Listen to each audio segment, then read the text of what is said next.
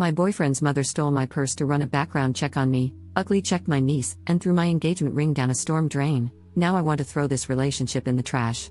Posted by you/Brightside256. I have seen a lot of crazy people in my life, but my potential future mother-in-law is the absolute worst person I have ever met. I, 30F, have been with my boyfriend, 31M, for 8 months now. For the first few months, everything was amazing. He is the sweetest and most caring man I have ever been with.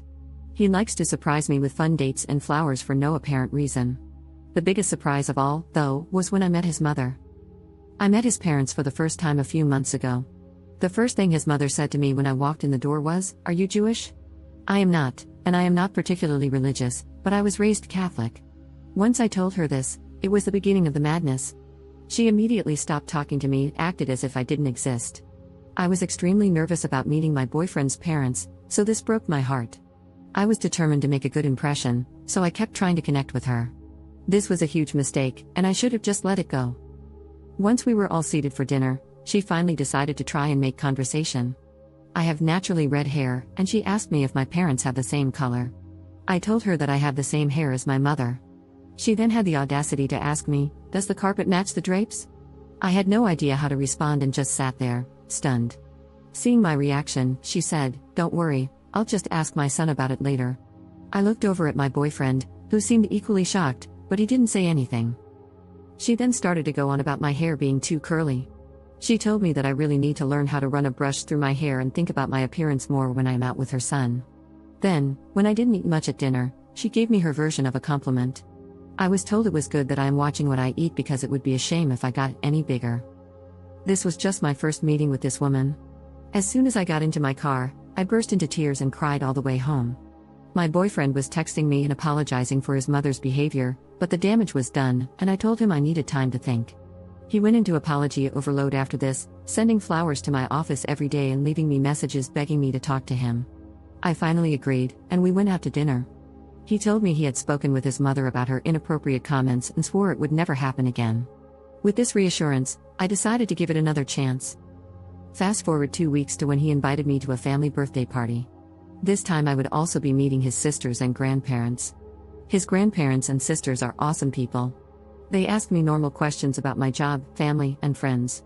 His mother seemed to be avoiding me throughout the evening, and honestly, I was okay with that. I went to grab something from my purse and noticed that it was not where I left it. I looked everywhere but could not find it. I went and asked my boyfriend, and he began to help me look.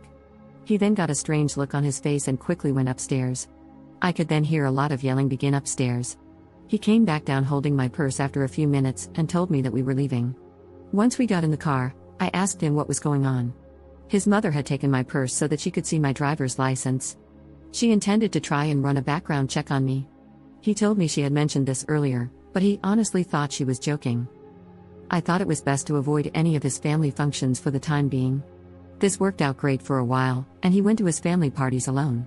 He would ask me each time before leaving if I was sure I didn't want to go, but I always declined. Last week, his family had their family reunion, and he asked me to please come with him.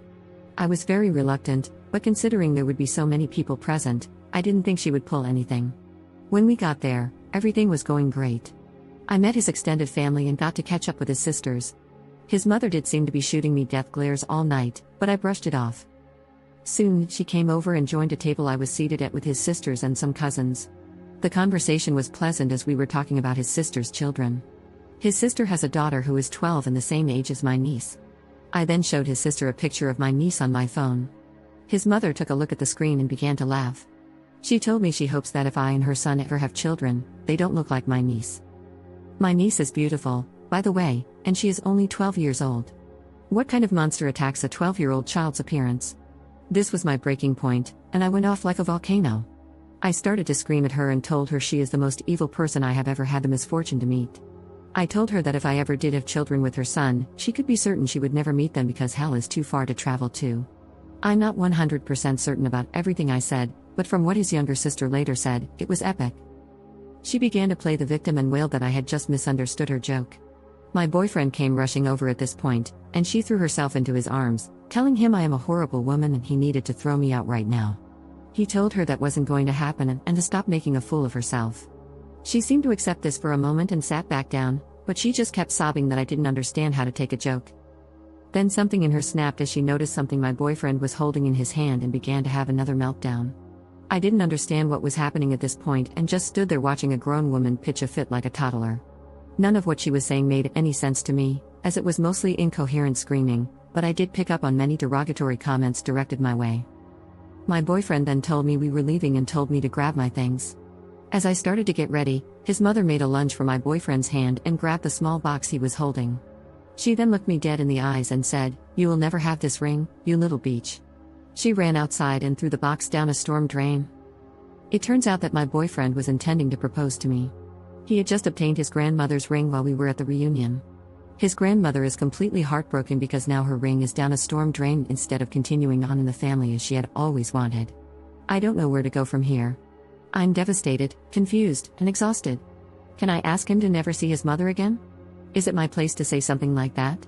I'm sorry that my story is so long, but I really needed to get this rant off my chest. Update 2 weeks later.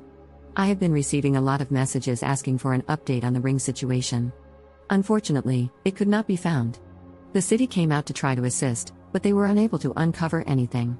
My fiancé and his family were devastated by this, and many of them have ceased communication with my future mother-in-law because of it. The ring held significant sentimental value within the family, more than I had understood at the time of writing my first post. This was literally the straw that broke the camel's back for many family members. His sisters have chosen to maintain contact with his future mother-in-law, and one of them told me that she is playing the victim card, claiming she had a mental break and that we all need to be more compassionate and understanding of her. I call this total crap, and I know she knew exactly what she was doing when she threw the ring down the storm drain.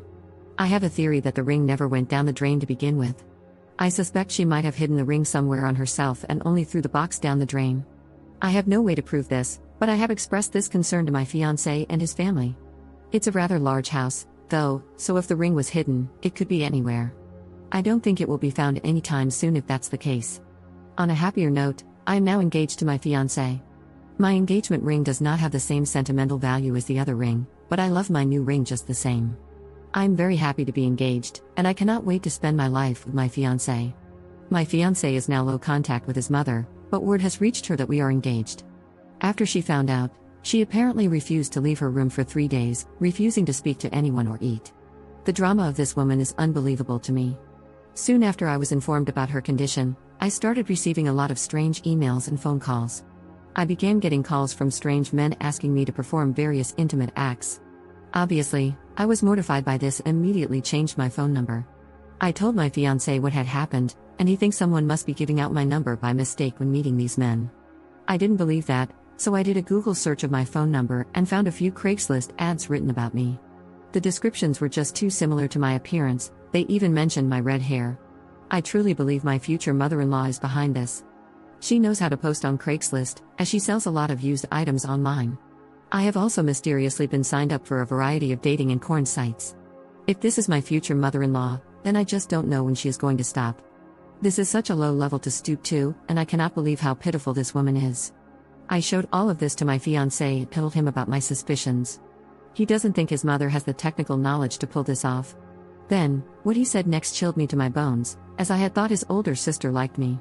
He said his older sister had mentioned that to maintain a healthy relationship, you should be checking your partner's phone daily. She proceeded to tell him there should be no secrets, and I shouldn't have a problem showing him my phone when he gets home. I was planning to ask his sisters to be in my bridal party, and now I don't even know where I stand with them. Do they hate me too?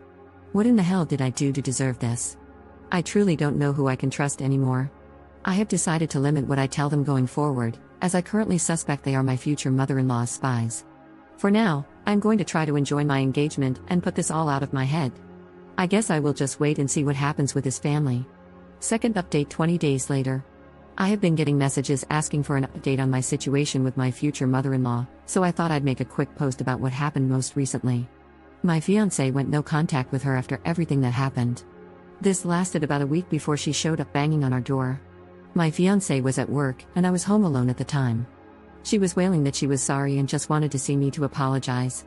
Since I have neighbors who were beginning to watch this spectacle, I let her inside to talk. At first, she was very apologetic and said she just wanted to have a fresh start. She was pretty convincing, and I was actually considering just letting it all go. That's when she saw my Christmas tree, and all hell broke loose yet again. She began to scream that I was trying to convert her son to Christianity and that I was just a little whore trying to ruin her family. I kindly asked her to please leave and told her she was not welcome here, but she refused to budge. She told me that no son of hers would ever celebrate Christmas and proceeded to run towards the tree. She began tearing off every ornament and throwing them, leaving them smashed on the floor. I have many childhood and family ornaments on my tree that are very precious to me. Several were smashed in her rampage. I had to grab her and physically drag her away. This ended with her punching me several times and biting my hand. I finally managed to throw her out the front door and grab my phone to call the police. She proceeded to scream like a banshee out front and call me every name in the book. The police arrived soon after. And just like that, she completely stopped her fit and began to try and play the victim. She told the police that I was an intruder in her son's apartment and that I had attacked her. The police had arrived with an ambulance, and she was promptly taken to it because she was feeling faint and in distress after my brutal assault on her. The police then came to interview me, and I told them what had actually happened. I showed them the bite mark on my hand and the bruises that were beginning to form. My fiancé arrived at the scene and immediately came to my side. He confirmed to the officers that I do live there and that his mother is a nutcase. Seeing that her son was siding with me sent her into yet another tantrum. The police asked me if I would like to press charges against my future mother-in-law. I looked to my fiancé, and I could tell he was conflicted about what to do. I had to do what would make me feel safe in the end, and I decided to press charges. My future mother-in-law was first taken to the hospital and then arrested upon her release. She is now facing charges for assault, and I have taken out a restraining order against her. This has placed a serious strain on my relationship with my fiancé. He and the rest of his family want me to drop the charges against his mother. He tells me that since I have a restraining order, she can no longer come near me, so I have nothing to worry about. I don't think he fully understands how terrifying this experience was for me. He tells me that it is my decision in the end and that he will stand by me, but he doesn't want to see his mother go to prison. Part of me just wants to pack my bags and run. I told him that I felt this way, and he is begging me to stay with him. He says that we can move and have no contact with his family in the future. I am so confused and conflicted about what to do. Third update 6 months later. Well, everyone, I know I will be trashed for being so stupid, but many of you have asked for an update. I left my fiancé after everything happened, and I was heartbroken. A few days after leaving and staying with my parents, I found out the news. I am pregnant. I went to the apartment to tell him the news, and his mother was there.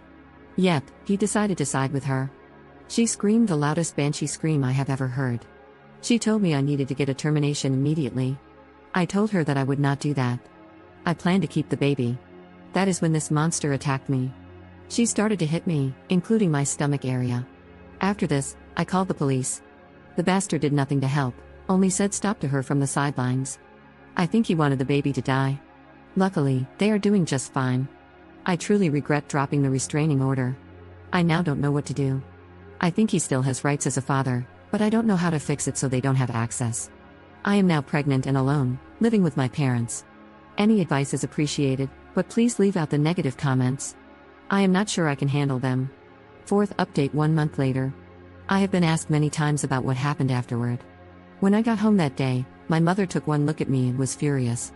I had a black eye and bruises. I declined the ambulance and went straight to my parents' house.